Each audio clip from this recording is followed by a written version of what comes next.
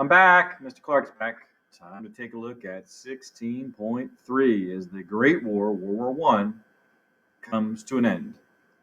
Some of the key objectives we'll be looking at as we move forward into 16.3. We're looking at how World War One became a total war. We'll take a look at how the United States entered into the war and how that helped to lead to an Allied victory. We'll look at the long-term effects of World War One in terms of the financial cost, the high fatality and casualty rates, and the long-term political impact of World War One. We'll describe the issues at the Versailles or Paris Peace Conference, the impact that Woodrow Wilson, American president's 14 points for peace had, and ultimately we'll summarize the terms and impact of the Treaty of Versailles. 1. How did both Great Britain and Germany begin to violate international law during World War One? Well, the British, obviously, as an island nation, they were blockading different areas of movement and commerce and trade by the Germans. They began to confiscate non-military supplies, such as food and clothing. The German U-boat warfare or submarine warfare violated international law as they were sinking passenger liners and cargo ships with neutral citizens aboard. So we got a double violation here. 2, why was World War I a total war? When you see total, that can give you an indication as to what we're referencing here. The very first modern war required nations to commit all aspects of the nation's resources into the war effort. That would mean that even if you weren't fighting in the war, you're being mobilized in the home front in one regard or the other. 3, what steps did nations take to kind of meet the high demands of this total war effort? One of the things they did, first of all, was to meet the demands of the military. You only have a certain number of volunteers for the war effort, and as such, it took time for an effort to get people into the war. So they implemented what is known as a draft or conscription to meet the troop requirements. Secondly, to meet the financial demands, they sold war bonds and raised taxes. During the time of war, it takes sacrifice, and sometimes that means 1, pay a little higher tax burden, or 2, purchasing a war bond. The way a war bond would work is you would give the government X amount of money. 10 years later, they would give you back Y amount of money, which would be greater than X. So, for example, let's say you purchased in 1917 a $50 war bond. Well, it would say $50 on the bond. You would give the government $25 in 1917, and then 1927, 10 years later, they would give you back $50, a 10-year maturity rate on a bond that would cost you somewhere around $25. The cost of bonds sometimes varies. Sometimes it would be $30 for a $50 bond, but somewhere in that $25 to $30 range, and then the full maturity rate of the bond would be issued at $50. Price controls make sure that there was no price gouging or the raising of prices on goods that were in short supply. People were asked to conserve and sacrifice. So if you were alive at that point in time, you might be asked not to eat certain foods on certain days or to wear a different style of clothing that might necessarily have as much material, as it would be a means of conserving cloth for the war effort. One unfortunate aspect, depending upon your perspective, is especially in the United States, we had a period of time of censorship where you couldn't necessarily speak out against the war. So some of your your constitutional protections were limited during the time of conflict or war. Okay, moving on to question number 4. What policy did the United States take as World War I began? American President Woodrow Wilson declared a policy of neutrality or isolationism as the United States tried to stay out of the war effort.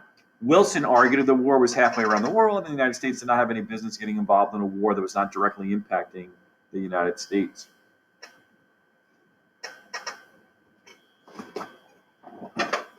Woodrow Wilson made a very dramatic demand as we look at number 5. He said that Americans who were traveling abroad should be protected and not attacked by the warring nations.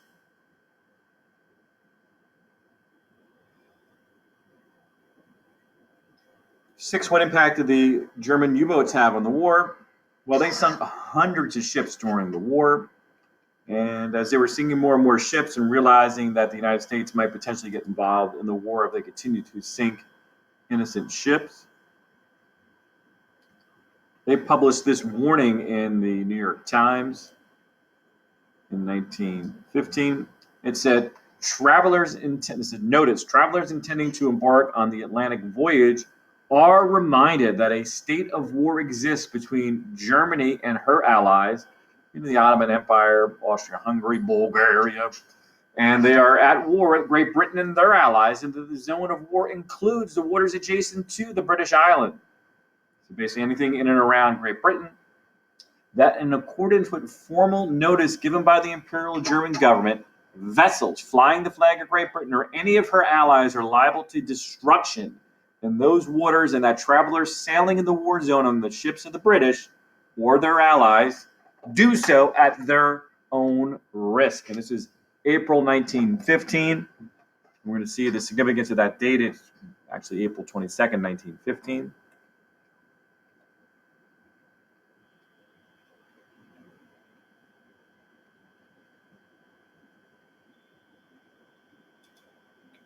Okay, we're going to look now at the Lusitania. What happened to the British passenger ship, the Lusitania? We'll see an image of the Lusitania in a bit.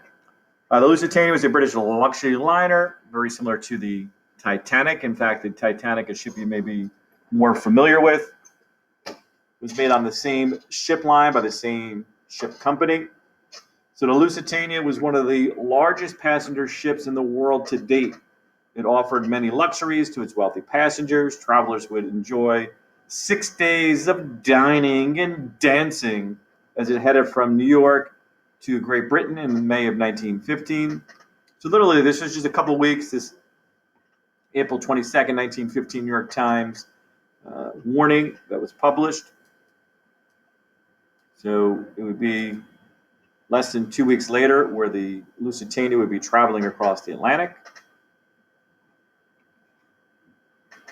And as we illustrated before, that the ships that are flying the British flag are subject to being sunk without warning.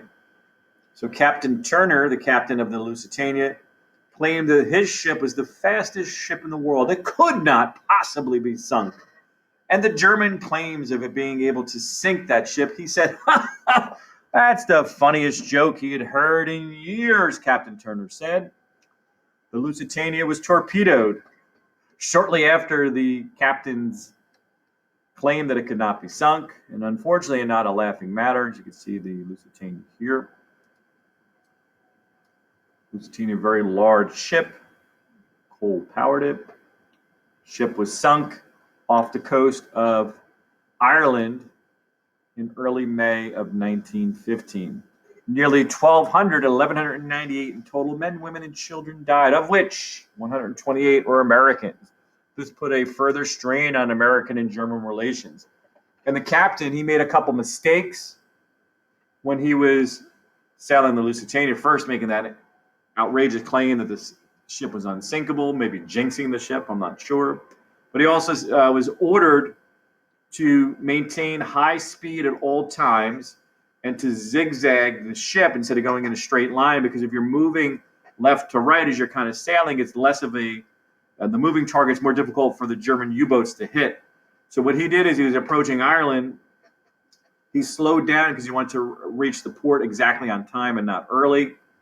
And he stopped zigzagging, which meant he was just basically floating at a very low speed, very slow speed, and he was an easy target. In fact, the German U-boat captain who fired the torpedo that sunk the Lusitania, he said that he cannot miss. It was basically a sitting target for the German U-boat captain.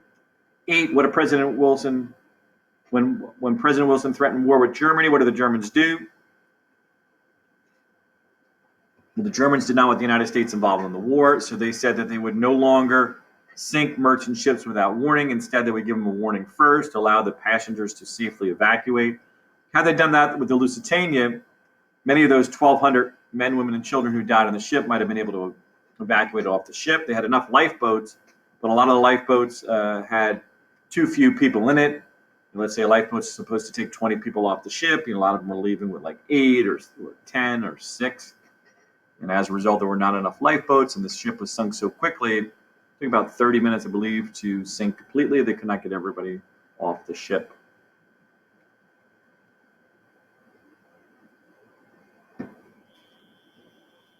8, explain propaganda. Propaganda is the spreading of ideas to promote a cause or damage an opponent. Propaganda may be truthful, but often it has exaggerations or sometimes even lies to influence one's opinion. So propaganda was being used on both sides. We look at number 10.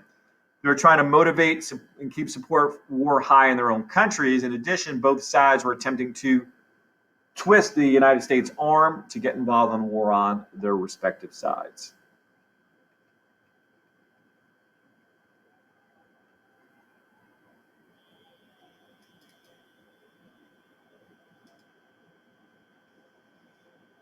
What are atrocities? These are terrible acts, horrendous acts against innocent individuals usually. The Allies began to spread, the British and the French began to spread rumors about the Germans, kind of fuel hatred in America against the Germans. They called them barbarians. And what they claimed the Germans were doing, you can see this here on some of these disturbing images. They were claiming that the Germans were playing baby bayonet. And what they were doing is they were going into French villages. And as they did, what they would do is they would grab young children, in particular babies, and one German soldier would toss the baby in the air, and the baby would be alive at the time. And then the German soldier with the bayonet, and the bayonet's a rifle with a blade on the end, would then try and catch the baby on the blade, thus killing the baby, playing baby bayonet. So there's not a lot of historical evidence to support these propaganda stories, but during the period of time, a lot of people tended to believe these horrible stories. And this began to turn American opinion against the Germans. So it was effective in that means. Okay, 12, what important roles did women play during the war? Well, for women, they were stepping up. This is part of almost like the equal rights movement for women. Women took pride, as we look at number 12, in being able to work in previously male-dominated jobs, such as in factories. They were supervising family farms and businesses. They kept the economies of the nations moving. Some of them served as nurses. And they kept families together during very trying and difficult times. 13, in what ways did women's contributions and experience in World War I directly contribute to social and political changes for women after the war? And I kind of alluded to that a moment ago, the idea of moving women's rights forward. Women are proving themselves to be very capable and every bit as equal to men in many different regards during this period of time. So women were taking a lot of pride in supporting the war effort. They felt they had proven that they could handle greater responsibilities. They began demanding more challenges, more demanding jobs. And many in America in particular, they began pushing for the right to vote, saying, if we can do this and that, then obviously we should have the right to vote.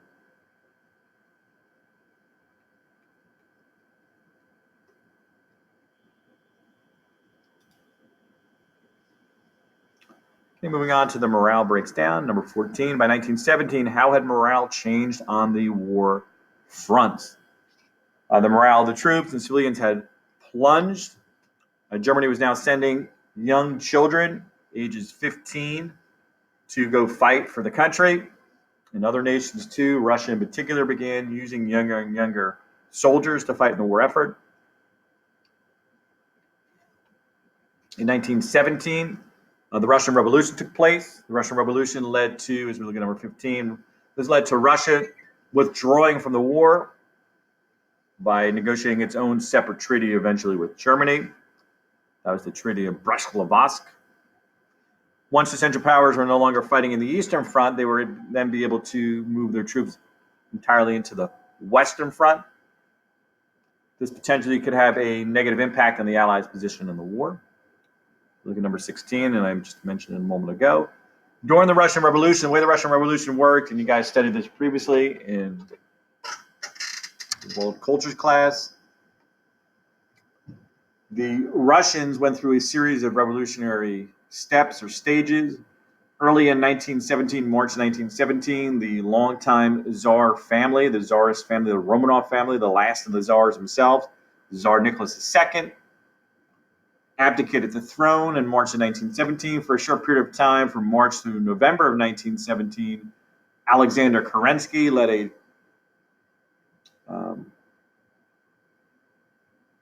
a revolution, and he was the provisional leader in Russia. I misspoke a moment ago. You're going to study the Russian Revolution. That's the next topic here. You didn't study it yet in world cultures. And when you look at the Russian Revolution, Alexander Kerensky, as he became the provisional leader, he was a temporary leader from March through November. And then the Communist Party was rising up late in 1917, and by 1918, the communists had overthrown and established full control in Russia. And the Russian leader who was there in 1918 was the communist leader Vladimir Lenin. And he negotiated the Treaty of Brest-Litovsk, giving Germany a great deal of land out of the Russian holdings, including parts of Finland and parts of other western areas in Russia.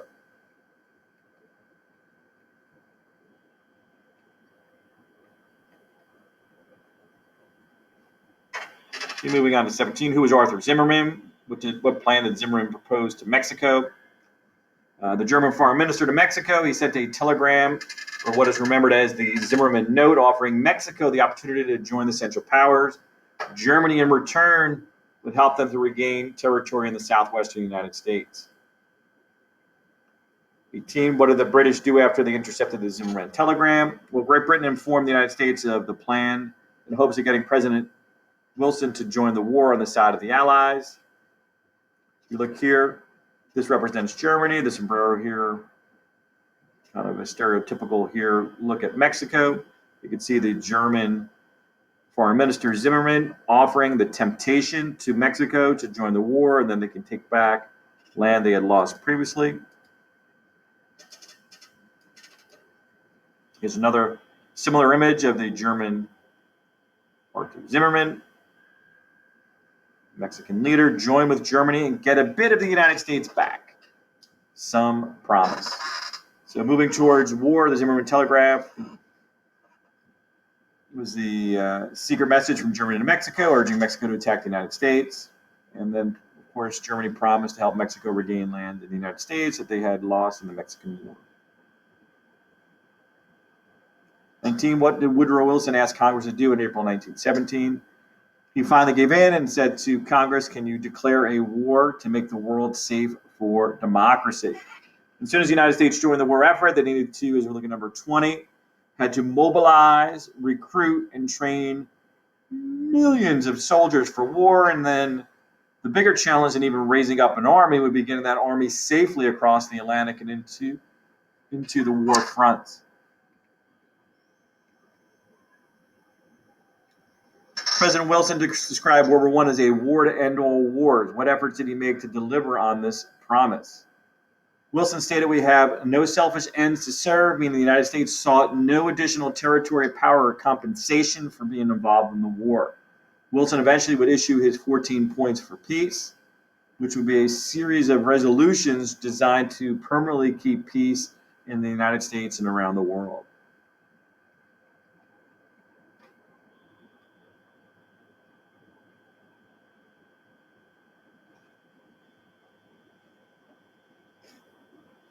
Why did the Germans launch a major offensive effort in early 1918? Why did the offensive effort ultimately fail? Well, the Germans, they wanted to achieve a victory before the American troops could mobilize and come across the Atlantic. They realized once the American troops, which would be fresh coming across the Atlantic, arrived, it would take away any advantage they might have had from ending the war in the Eastern Front with Russia and overwhelming the Western allies in the Western Front. The offensive effort failed in part because the United States entered the war sooner. And shortly after the German offensive had begun, American troops and supplies made a significant difference and helped the Allies to defeat the German offensive effort.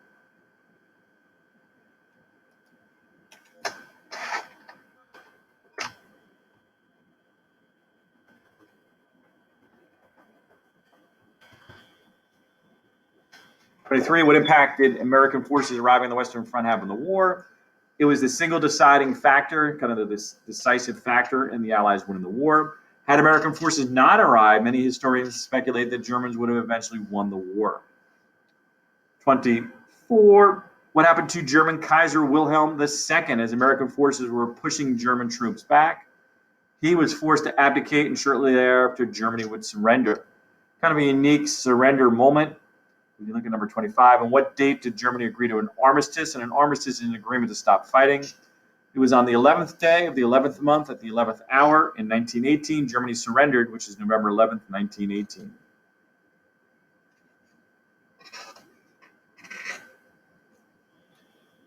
The Germans, when they surrendered, they signed the terms of surrender, the armistice, on a railroad car in Paris, so in France. And then the French took that railroad car where the Germans basically gave up and surrendered ending World War I, and they put it in a museum. And we'll see later on in history when World War II breaks out, Germany seeks revenge under Adolf Hitler, and they get the French to surrender control of their country in World War II.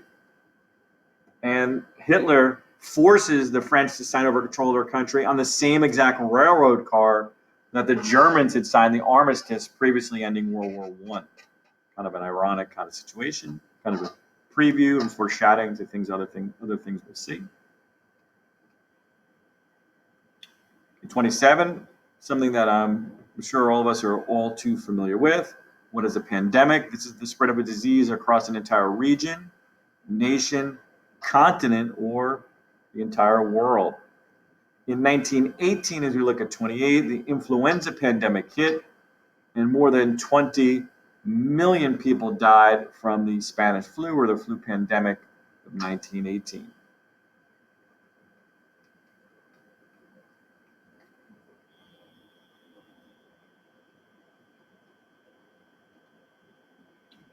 Next, we'll look at 29. Using the data in the infographic that's posted below, the cost of World War I, describe how American financial costs and casualties compared to the cost and casualties experienced by other allies. Can you explain the difference? So we look at the allies, 12 million forces, 9 million for the British, 8.5 for the French, 4.3 for the United States, 11 million for the Germans, nearly 8 million for Austria-Hungary. Total casualties, Russia over 9 million, the British over 3 million, the French over 6 million, United States, not a small number, but in comparison, 323,000, and then over 7 million each for the Germans and Austro-Hungarian empires. So when you look at the differences, the United States suffered fewer casualties than the Allies. It spent significant money, but less than other allies. Can I have your attention? Please disregard the fire alarm that should go off on 7. Again, please disregard the fire alarm if it goes off. It's on 7. All right, so apparently we're having a test fire drill here, which will make great background noises as we move forward.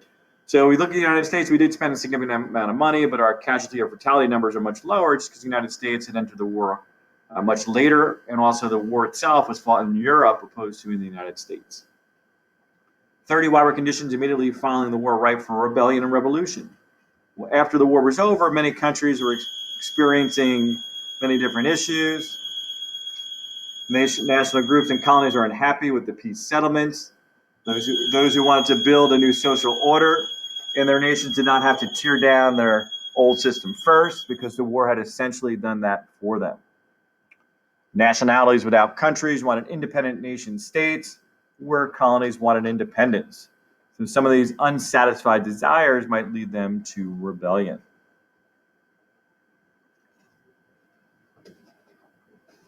Okay, analyze the political cartoons. We'll take a look at this political cartoon here.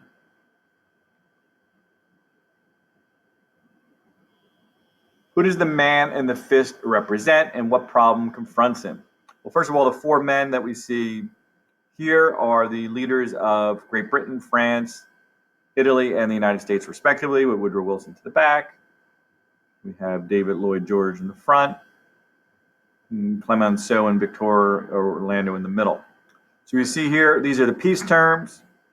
France, America, Italy, Japan is also one there, Great British Empire here. So basically, the man in the fist is Germany, and they're taking the terms of the Versailles Peace Treaty, and they're basically shoving them down the German's throat. So the big 4 pills worth $1 million in a box, basically the victorious powers pushing the terms of surrender and the peace terms from Versailles on Germany.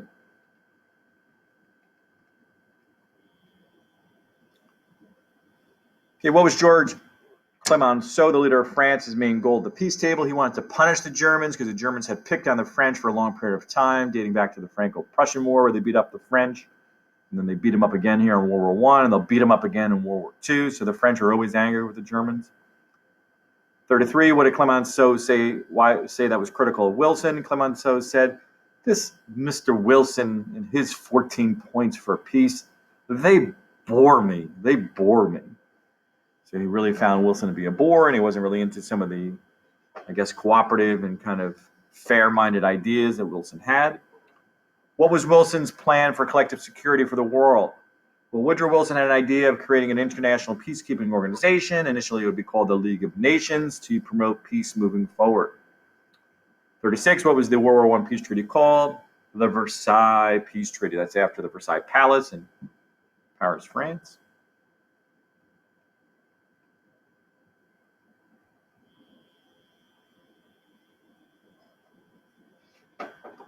'37, what harsh terms did the Versailles Treaty implement for Germany?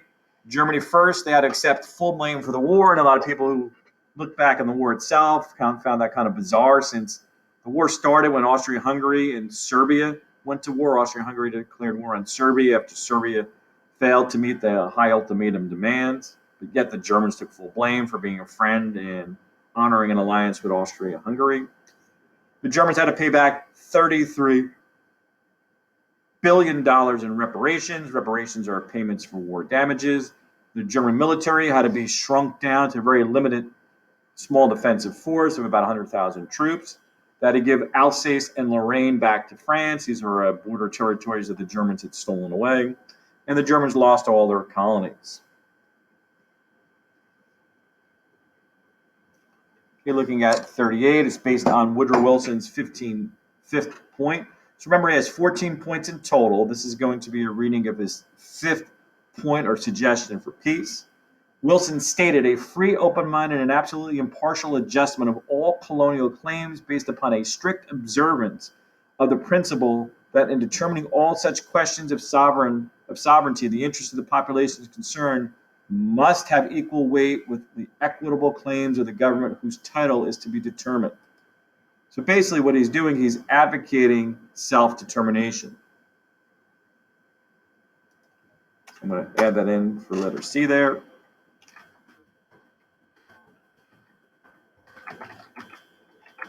Now, when you think about self-determination, you might think you're a self-determined person yourself.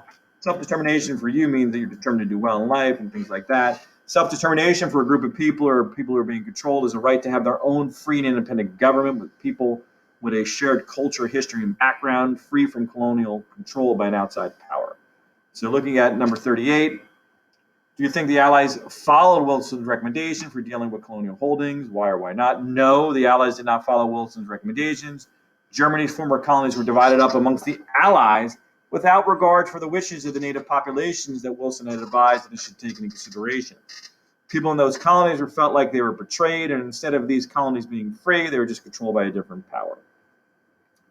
Some nations were carved up in the aftermath of World War I, however.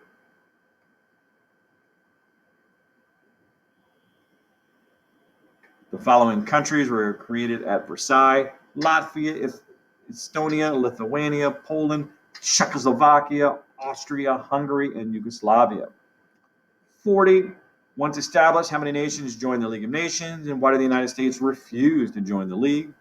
Some 40 countries joined the initial League of Nations. Today, the new United Nations has around 190 countries, just to give you the difference. Secondly, the United States Congress refused to ratify American membership in the League of Nations as the majority wanted the United States to remain isolated after World War I. And finally, the long-lasting results of World War I, the lesson reflection question. Warfare changed forever. No longer would people go off to war viewing it as a glorious opportunity to fight for your home country. Secondly, the European landscape and economies were destroyed. Thirdly, Germany was punished and forced to pay high reparations. Fourth, Italy felt betrayed because they did not receive the land that they were promised. The Italians had flip-flop, swapped sides during World War I. Initially, they were supposed to be part of the Central Powers, but because the British and French said, hey, come fight with us and we'll give you some territory out of the Austro-Hungarian Empire that borders Italy. The Italians said, okay, we'll do that. Well, they never got that land, so now they're angry and upset. Here we're seeing the undertone of where the Italian and German alliance would come from, is the idea that the Germans were irritated about the severe punishment they received, and the Italians felt betrayed because they didn't receive land they were promised. The United States emerged as a world power with more respect. Modern styles and weapons for war, the new technological age of warfare had emerged. And then pacifism developed a little bit here, which is the opposition to war in all circumstances. Hopefully you enjoyed our discussion of the end of World War I. I realize it's a little bit longer than normal lesson, but of course we're dealing with one of the two world wars in the history of our planet, and therefore it necessitated a little bit longer discussion here. So until next time, Mr. Clarke is out.